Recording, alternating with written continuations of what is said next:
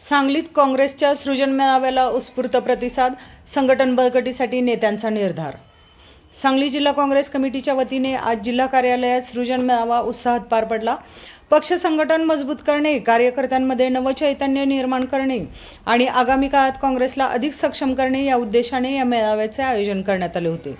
ढोल ताशांच्या गजरात आणि मोठ्या संख्येने जमलेल्या कार्यकर्त्यांच्या उपस्थितीत पार पडलेल्या या मेळाव्याने संपूर्ण परिसर काँग्रेसमय झाला होता। यावेळी पक्ष निरीक्षक, लोकप्रतिनिधी, पदाधिकारी व कार्यकर्त्यांची लक्षणीय उपस्थिती दिसून आली। या मेळाव्यास महाराष्ट्र काँग्रेसचे निरीक्षक आमदार लक्ष्मण तोटे, खासदार प्रणिती शिंदे, खासदार विशालदादा पाटील, आमदार विश्वजित कदम, माजी आमदार दीप्ती चौधरी, पक्ष निरीक्षक राजेंद्र शेलार, माजी आमदार तथा जिल्हा काँग्रेस कमिटी अध्यक्ष विक्रम सावंत तसेच शहर जिल्हा काँग्रेस अध्यक्ष तथा नगरसेवक राजेश दादा नाईक यांची प्रमुख उपस्थिती होती। कार्यकर्त्यांशी थेट संवाद साधण्याचा निर्धार यावेळी नेत्यांनी जिल्ह्यातील काँग्रेस संघटना अधिक मजबूत करण्यावर भर दिला। प्रत्येक कार्यकर्त्याला सन्मान देऊन त्यांच्या अडचणी सोडवण्याची भूमिका घेण्यात येईल, तसेच प्रत्येक भागात जाऊन कार्यकर्त्यांशी थेट संवाद साधला जाईल असे स्पष्ट करण्यात आले।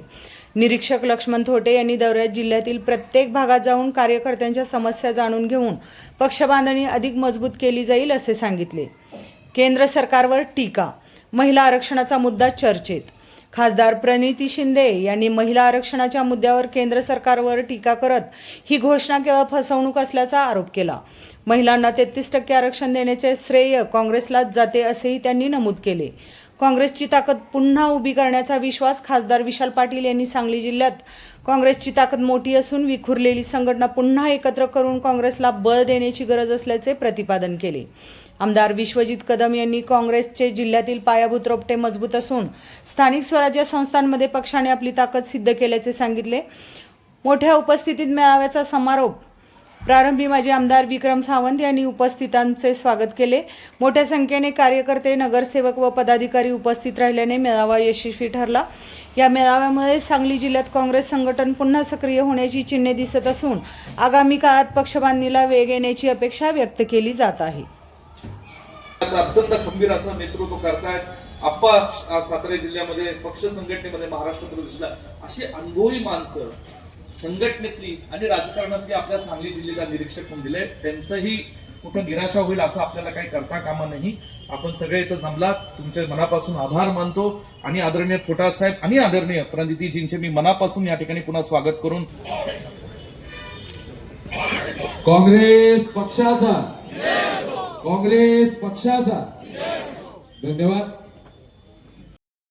माझ्या ज्वारी बाजरीच्या कणसांनो, माणसांनो आणि आपले मुख्य निरीक्षक माननीय लक्ष्मीकांतजी राय फोटा साहेब यांना विनंती करतो, त्यांनी आपलं मनोगत मान्यवरांना विनंती, आपण सगळ्यांनी स्थानापन्न व्हावं। माननीय लक्ष्मीकांत राय फोटा।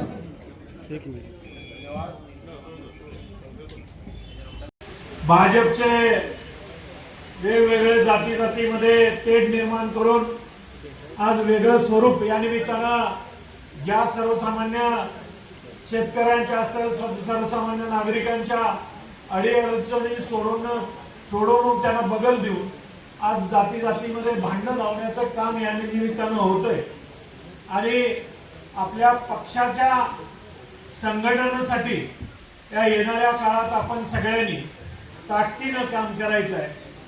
मजबूत आहे हे तुम्ही पुन्हा एकदा दाखवून दिलेलं आहे। जिल्हा परिषदेला तर आपण नेत्रदीपक असा विजय मिळवला, काय करावं लागलं ते नेत्यांना माहित आहे। बाळासाहेब असतील किंवा विशालदादा असतील, त्यांनी कशा पद्धतीने काय राजकारण खेळलं, परंतु काँग्रेसचा विचार या भूमीला वसंतदादा पाटलांनी नेतृत्व दिलेलं आहे। दादांनी महाराष्ट्राचं नेतृत्व करताना महाराष्ट्रातल्या सर्वसामान्य माणसांचं हित कशात आहे आणि तो माणूस आपल्याला उभा करायचा असेल तर कोणत्या पद्धतीने केला पाहिजे याची जाणीव करून त्यांनी काम केलं। त्याच्या पण मनात काय, त्याच्या हृदयात काय हे ऐकण्याचं हे अभियान आहे। एकंदरीत असं वाटतं की बघा, आज आपण बघतो आपल्या देशात जे काही चाललं आहे एकतर्फीच चाललंय, संवाद होत नाहीये। जर लोकशाहीला मजबूत करायचं असेल तर संवाद खूप महत्वाचा आहे। म्हणून या अभियानाच्या माध्यमातून ऐकणं जास्त आणि बोलणं कमी हे तुम्हाला दिसून येईल येणाऱ्या 7 दिवस। तुमच्या मनात काय ते ऐकणं गरजेचं आहे, तरच संवाद होऊ शकतो. पक्षाबद्दल तुमचं म्हणणं काय, पक्षामध्ये अजून काय चेंज होऊ शकतो का? महाराष्ट्राच्या दृष्टिकोनाने अलीकडे विधानसभेत जे झालं ते अपेक्षित नव्हतं. अर्थात विश्वजित दादांनी तो किल्ला साबित ठेवला त्या ठिकाणी, पण अनेक ठिकाणी जो आपल्याला पराभव अपेक्षित नव्हता लोकसभेनंतर तो आपल्याला सामोरे जावं लागलं. त्याच्यानंतर कार्यकर्त्याच्या मनात इतर जिल्ह्यांमध्ये थोडीशी मायुसी त्या ठिकाणी आली, पण पुन्हा एकदा आपल्याला उठायचं, उभं राहायचंय. हीच ती वेळ आहे. लोक आपली वाट बघतायत आणि आपल्याला लोकांपर्यंत जायचंय. आज अनेक अन्याय शेतकऱ्यांवर असतील, सर्वसामान्य लोकांवर असतील, बीजेपीच्या माध्यमातून होत आहेत. त्याबद्दल आम्ही आवाज उठवतच असतो आणि ते आपल्याला लोकांपर्यंत घेऊन जायचंय. मी संपवते. उद्या फक्त आमचं अधिवेशन सुरू होणार आहे. महिला आरक्षण म्हणतायत, पण महिला आरक्षणाच्या नावाखाली त्यांना डिलिमिटेशन आणायचं. महिला आरक्षण विषयच नाहीये खरं तर, पण त्याचा वापर करून नेहमीप्रमाणे महिलांचा वापर केला जातोय. जसं लाडकी बहिणींचा वापर केला झाला इलेक्शनच्या पार्श्वभूमीत, आता पण तामिळनाडू आणि वेस्ट बेंगॉलचे इलेक्शन असल्यामुळे हे आणतायत. 2023लाच आणायला पाहिजे होतं, पण तेव्हाच पारित झालं आणि तेव्हा अटीतटी नव्हत्या. आम्ही म्हणत होतो अटीतटी नका ठेवू. आणि अशा वेळेस जर कोणी तुम्हाला विचारलं तर त्यांना आठवण करून द्या की काँग्रेस पक्षाने इतिहास रचला, कारण का 73वी आणि 74वी जी अमेंडमेंट झाली तेव्हा महिलांना 50% आरक्षण काँग्रेस पक्षामुळे पंचायत समिती, महानगरपालिका आणि नगर परिषद. आणि फक्त काँग्रेसच्या महिलांना फायदा नाही झाला, सरसकट सगळ्या महिलांना 15 लाख महिलांना त्या आरक्षणामधून च्या माध्यमातून फायदा झाला. पण हे फक्त महिलांचा वापर करतात दुसऱ्या कारणासाठी, डिलिमिटेशनसाठी. जिथे त्यांची सत्ता आहे तिकडे सीट वाढणार आहे आणि जिथे त्यांची सत्ता नाही आहे तिथे सीट कमी होणार आहे. हा खरा त्या डिलिमिटेशनचा अर्थ आहे. पूर्वीपासून आपला जो पक्ष होता तो सुरुवातीला संघटन मजबूत असलेला पक्ष. आपल्याकडे एक करिश्मा असलेलं नेतृत्व, नेहरूंचं, इंदिरा गांधींचं, राहुल गांधींच्या आधी राजीव गांधींचं, सोनिया गांधींचं एक करिश्मा असलेलं नेतृत्व आपल्याला लाभलं आणि त्यातनं निवडणुकीत आपल्याला विजय मिळत गेला.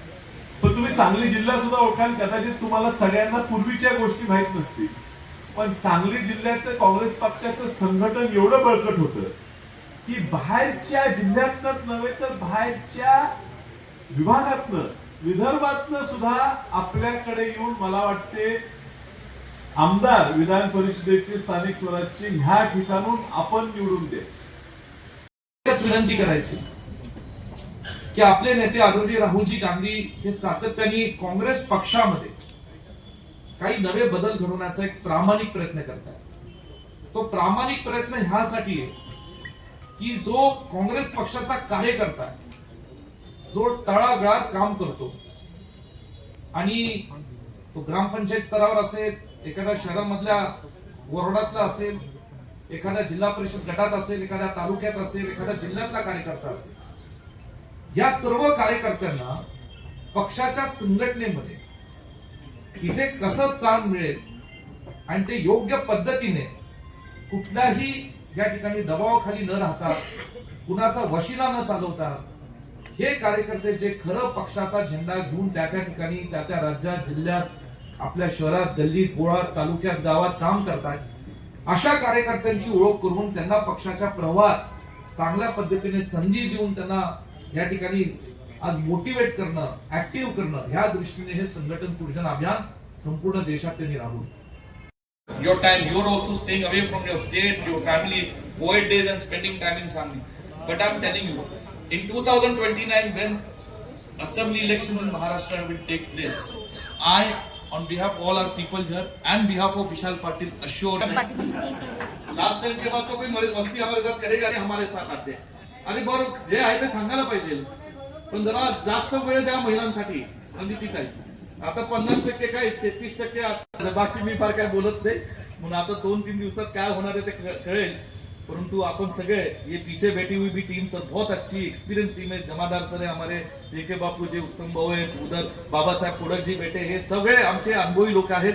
आणि राजेंद्र अप्पा, मैं सभी को मेरी कॉन्स्टिट्यूएंसी जुकल के तरफ से सभी को मैं नमस्कार, मैं लक्ष्मीकांतराव तोटा, म्यूनिसिपल कॉन्स्टिट्यूंसी तेलंगाना से मैं आमदार हूं।